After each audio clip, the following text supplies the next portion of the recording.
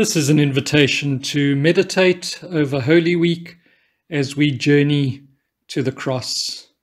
In our church, we're doing this in a live format where people are invited to come and share around various stations. What we've done in this presentation is we have used the same script, but inviting you at each point to pause the video when you would like to, as you reflect on the content of each station.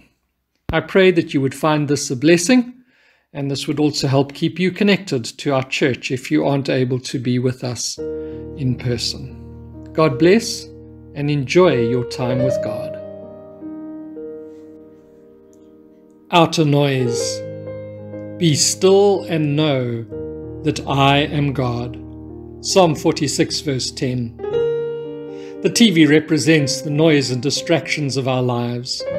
Sometimes we get so caught up with the busyness of life that we tune out God. As we spend time meditating, we have many thoughts going through our minds. Take a moment to acknowledge the static in your mind.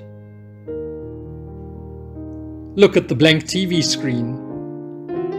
Use its stillness as a reminder to quiet your spirit before God. Take this moment to be still and know that He is God. Ask God to quiet your thoughts, to put aside distractions as we journey to the cross and focus on Him and hear His voice through this journey that lies ahead.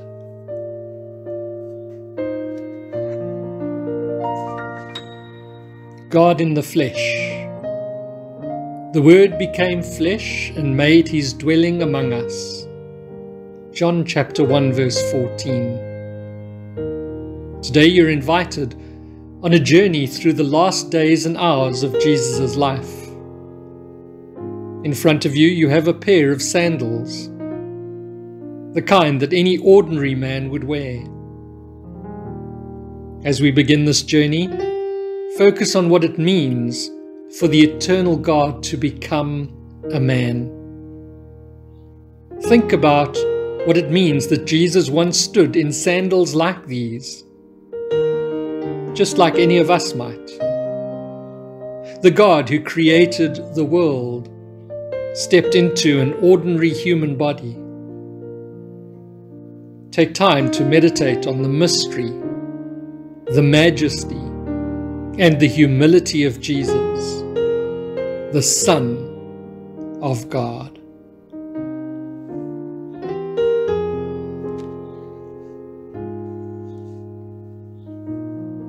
Mary anoints Jesus. John chapter 12 verses 1 to 8. 6 days before the Passover, Jesus arrived at Bethany, where Lazarus lived, whom Jesus had raised from the dead. Here a dinner was given in Jesus' honor. Martha served while Lazarus was among those reclining at the table with him. Then Mary took about a pint of pure nard, an expensive perfume. She poured it on Jesus' feet and wiped his feet with her hair, and the house was filled with the fragrance of the perfume. But one of the disciples, Judas Iscariot, who was later to betray him, objected, "Why wasn't this perfume sold and the money given to the poor? It was worth a year's wages." He did not say this because he cared about the poor, but because he was a thief. As a keeper of the money bag, he used to help himself to what was put into it. "Leave her alone," Jesus replied. "It was intended that she should save this perfume for the day of my burial. You will always have the poor among you, but you will not always have me." Mary poured out expensive perfume onto Jesus' feet as an act of worship. Imagine the smell of incense or of the fragrance of perfume. Imagine the smell, as Mary anoints Jesus' feet. Mary's act of worship was pure, passionate, real, expensive, extravagant, and it touched the heart of Jesus. Jesus knew he was headed to the cross, and Mary's act of worship was a blessing to him. How can you pour out your love to Jesus extravagantly, in a way that will spread the beautiful fragrance of Jesus where you are?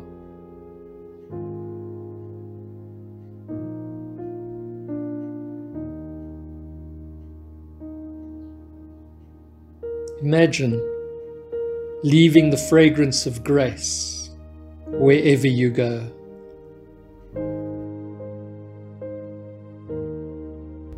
Judas agrees to betray Jesus. Matthew chapter 26, verses 14 to 16. Then one of the 12 disciples, the one called Judas Iscariot, went to the chief priests and asked, "What are you willing to give me if I hand him over to you?" So they counted out for him 30 silver coins. From then on, Judas watched for an opportunity to hand him over.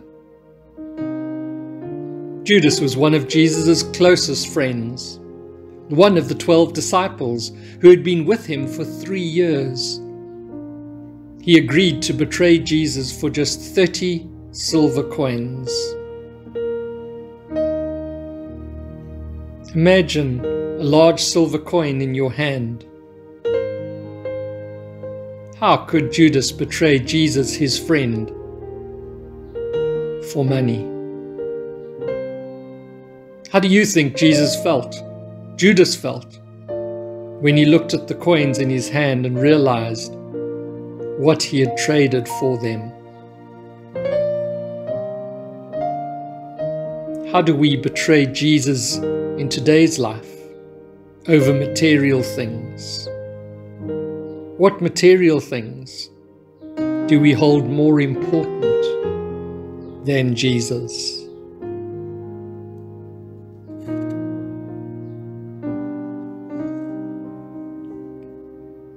The Last Supper, John chapter 13, verses 21 to 30. After he had said this, Jesus was troubled in his spirit and testified, "I tell you the truth, one of you is going to betray me." His disciples stared at one another, at a loss to know which of them he meant. One of them, the disciple whom Jesus loved, was reclining next to him. Simon Peter motioned to this disciple and said, "Ask him which one he means." Leaning back against Jesus, he asked, "Lord, who is it?" Jesus answered, "It is the one to whom I will give this piece of bread when I have dipped it in the dish." Then dipping the piece of bread, he gave it to Judas Iscariot, son of Simon. As soon as Judas took the bread, Satan entered into him. "What you are about to do quickly," Jesus told him. But no one at the meal understood why Jesus said this to him. Since Judas had charge of the money, some thought Jesus was telling him to buy what was needed for the feast, or to give something to the poor. As soon as Judas had taken the bread, he went out, and it was night. Jesus was celebrating the Passover feast with his disciples. Imagine a piece of bread being dipped into some oil. Imagine taking that piece of bread as Judas did. Think of the heartbreak he must have been feeling at the betrayal of one of his own disciples. Jesus knew his disciples would soon face confusion and fear. Contemplate his sorrow and his compassion for them.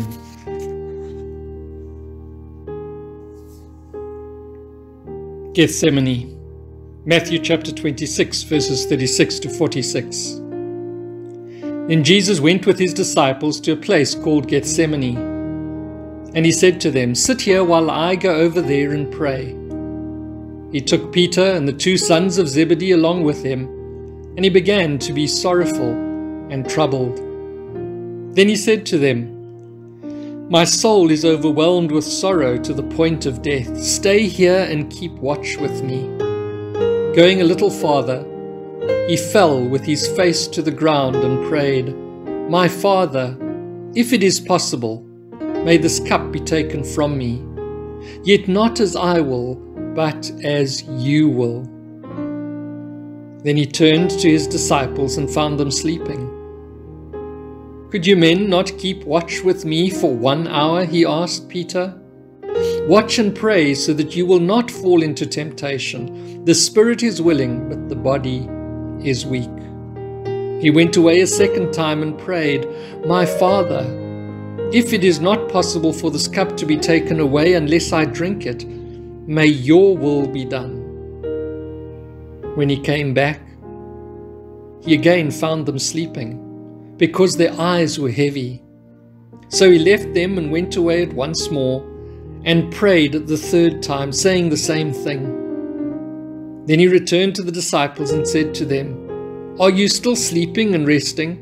Look, the hour is near, and the Son of Man is betrayed into the hands of sinners. Rise, let us go. Here comes my betrayer." This scene reveals the sorrow in Jesus' heart that night. He prayed to his Father that he would not have to go to the cross if there were any other way. Yet he prayed the hardest prayer any of us can pray. "Yet not as I will, but as you will." When Jesus said, "May this cup be taken from me," he was referring to the difficult thing his Father was asking him to bear. Yet he chose to drink the cup, even though it was painful. Imagine a cup of wine. Remember that Jesus chose to bear the agony of the cross. He chose to drink the cup to save you. Is there a cup that your Father is asking you to drink? Is there something about which you need to pray the prayer of Gethsemane? "Yet not as I will, but as you will."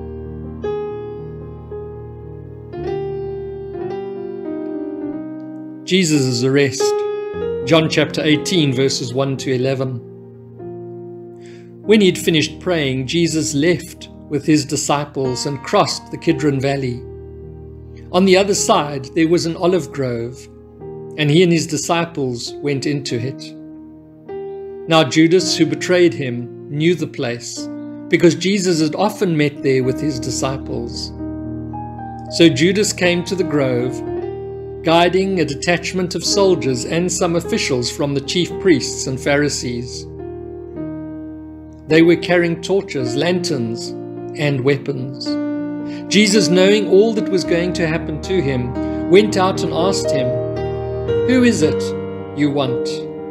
"Jesus of Nazareth," they replied. "I am he," Jesus said. And Judas the traitor was standing there with them. When Jesus said, "I am he," they drew back and fell to the ground. Again he asked them, "Who is it you want?" And they said, "Jesus of Nazareth." "I told you that I am he," Jesus answered. "If you're looking for me, then let these men go."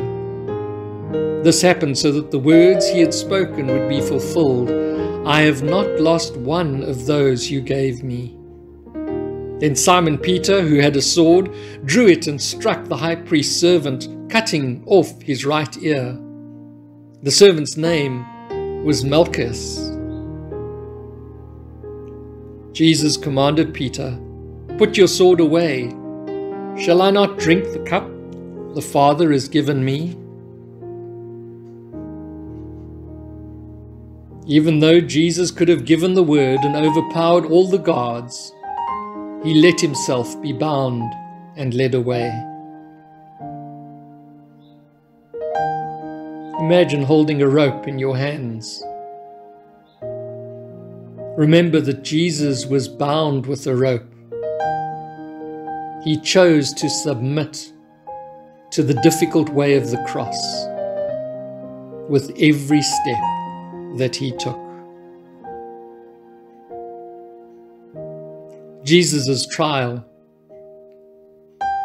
Matthew chapter 26, selected verses. Those who had arrested Jesus took him to Caiaphas, the high priest, where the teachers of the law and the elders had assembled. But Peter followed him at a distance, right up to the courtyard of the high priest.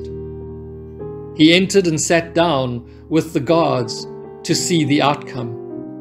The chief priests and the whole Sanhedrin were looking for false evidence against Jesus so that they could put him to death. But they did not find any, though many false witnesses came forward. Then the governor's soldiers took Jesus to the praetorium and gathered the whole company of soldiers around him. They stripped him and put a scarlet robe on him, and then twisted together a crown of thorns and set it on his head. They put a staff in his right hand and knelt in front of him and mocked him. "Hail, King of the Jews," they said. They spit on him and took the staff and struck him on the head again and again. After they had mocked him, they took off the robe and put his own clothes on him. Then they led him away to crucify him.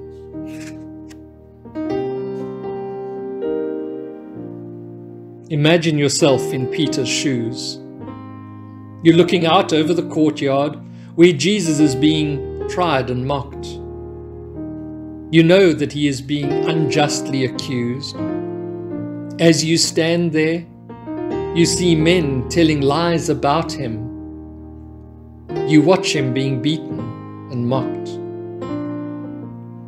Here is the man you have followed for 3 years, the man you had put all your hope in, being sentenced to death.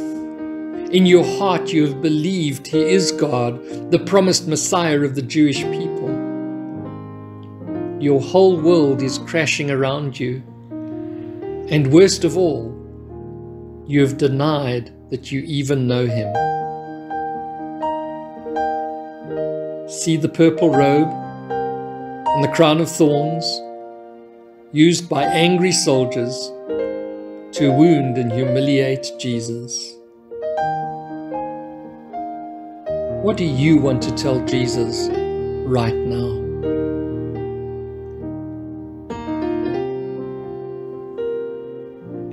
The crucifixion, Matthew 27, verses 32 to 44. As they were going out, they met a man from Cyrene named Simon, and they forced him to carry the cross. They came to a place called Golgotha, which means the place of the skull. There they offered Jesus wine to drink, mixed with gall. But after tasting it, he refused to drink it. When they'd crucified him, they divided up his clothes by casting lots, and sitting down, they kept watch over him there. Above his head, they placed a written charge against him. "This is Jesus, the King of the Jews." 2 robbers were crucified with him, one on his right and one on his left.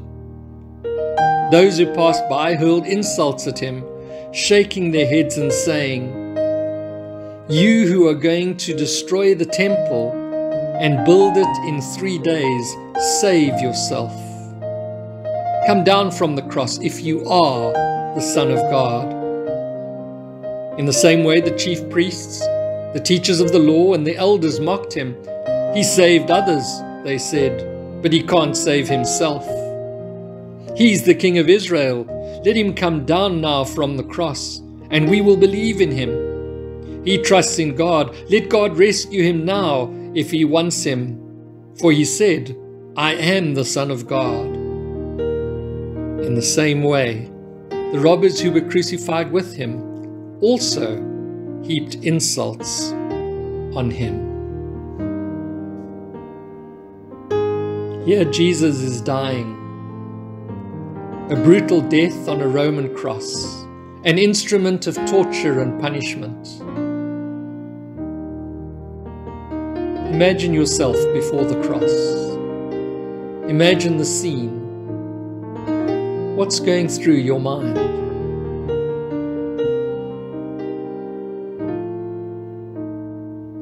The sin of all human beings made Jesus go to the cross, not the Roman soldiers who arrested him and beat him. His love for sinful human beings held him there.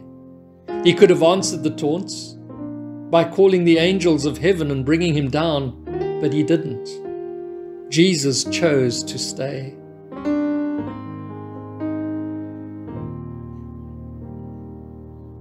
Think of a sin in your life.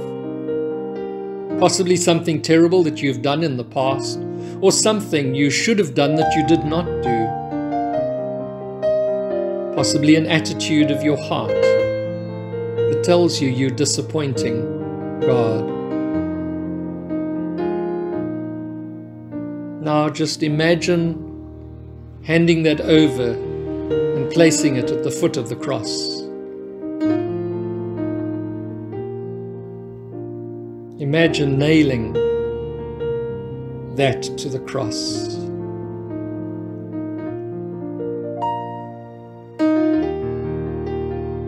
Remember Jesus' words. It is finished. He bore the pain of the cross so that you could be forgiven and set free from slavery.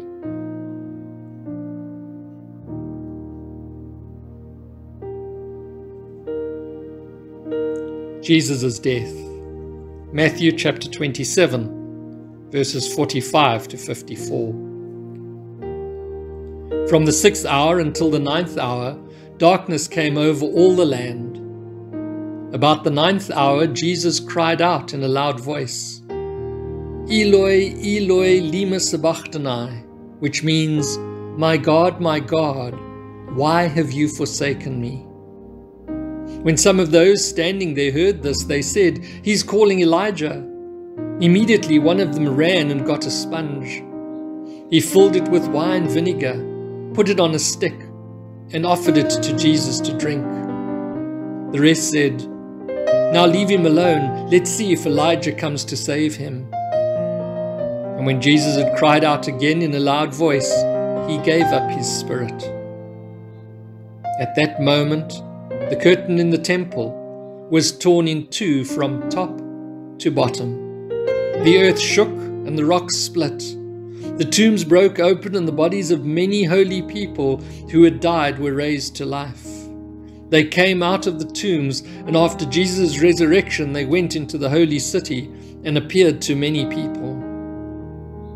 When the centurion and those with him who were guarding Jesus saw the earthquake and all that had happened, they were terrified and exclaimed, Surely he was the Son of God.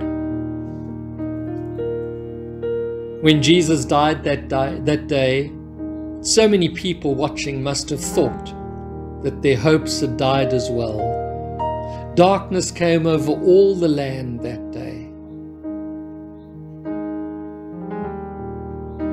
Remember the darkness that covered the whole world?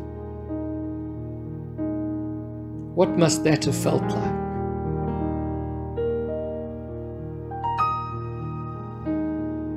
What does it mean to be in the darkness? How do you think it felt for those people around the cross? Jesus' burial. As evening approached, there came a rich man from Arimathea named Joseph, who had himself become a disciple of Jesus. Going to Pilate, he asked for Jesus' body, and Pilate ordered that it be given to him. Joseph took the body, wrapped it in clean linen cloth, and placed it in his own new tomb that he had cut out of the rock. He rolled a big stone in front of the entrance of the tomb and went away. Mary Magdalene and the other Mary were sitting there opposite the tomb. Matthew 27 verses 57 to 61. Imagine the rock. This is a fraction of the size of the rock that sealed Jesus' tomb. But you can imagine the heaviness. Imagine touching it, feeling its weight. Can you sense the heavy weight the disciples and those who loved Jesus must have felt as Jesus' tomb was sealed? In their eyes, death had won. This was the stone that no one could move. It was final. Jesus was gone and buried. Jesus' resurrection. Matthew 28 verses 1 to 10. After the Sabbath, at dawn, on the first day of the week, Mary Magdalene and the other Mary went to look at the tomb. There was a violent earthquake, for an angel of the Lord came down from heaven, and going to the tomb, rolled back the stone and sat on it. His appearance was like lightning, and his clothes were white as snow. The guards were so afraid of him that they shook and became like dead men. The angel said to the woman, "Do not be afraid, for I know that you're looking for Jesus, who was crucified. He is not here. He has risen, just as he said. Come and see the place where he lay. Then go quickly and tell his disciples. He is risen from the dead and is going ahead of you to Galilee. There you will see him. Now I have told you." So the woman hurried away from the tomb, afraid yet filled with joy, and ran to tell his disciples. Suddenly Jesus met them. "Greetings," he said. They came to him, clasped his feet, and worshipped him. And Jesus said to them, "Do not be afraid. Go and tell my brothers to go to Galilee. There they will see me."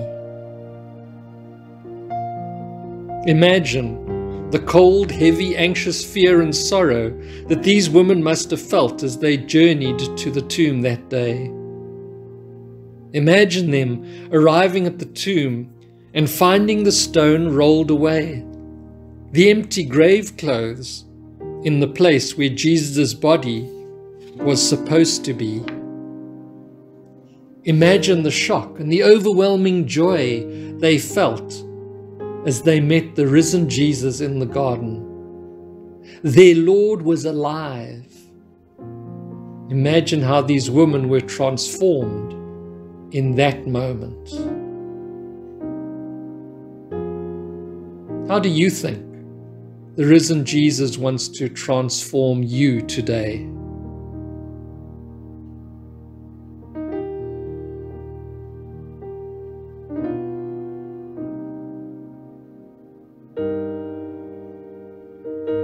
And so we come to the end of our meditation. We arrive at a crossroads. What will you do with Jesus? Matthew chapter 16 verse 24. And Jesus said to his disciples, "If anyone would come after me, they must deny themselves, take up their cross and follow me." You're at a crossroads. Look over the journey that you have just taken through the final days of Jesus to the cross and beyond. His was no accidental journey. Every step Jesus took was purposeful, deliberate, by plan. Every moment of pain, betrayal, and agony was borne by him out of love for you. You were and still are a part of his journey. What will you do with Jesus? You can choose in your heart to hold on to your sin, bear the guilt yourself, and take it with you as you leave. Or you can leave clinging to the extravagant love and forgiveness of the one who died for you. You've already laid your sins at his cross. You can leave knowing that all is forgiven. It's your choice. You choose by asking his forgiveness and receiving it. As you've been through this meditation, you've experienced some of the emotions that Jesus, the Son of God, experienced for you. You can leave here the same as you were when you started, or you can leave having chosen to pursue Jesus Christ, the God who pursued you all the way to the cross. It is your choice. You choose by telling him that your life is his. You experience the agony of surrender and obedience to Jesus Christ that Jesus Christ experienced. You can leave here still holding on to parts of your life, the parts you don't want to surrender, or you can leave choosing to surrender everything to him. It is your choice. You choose by praying the prayer of Gethsemane. Yet not as I will, but as you will. What has Jesus been saying to you over this time of meditation?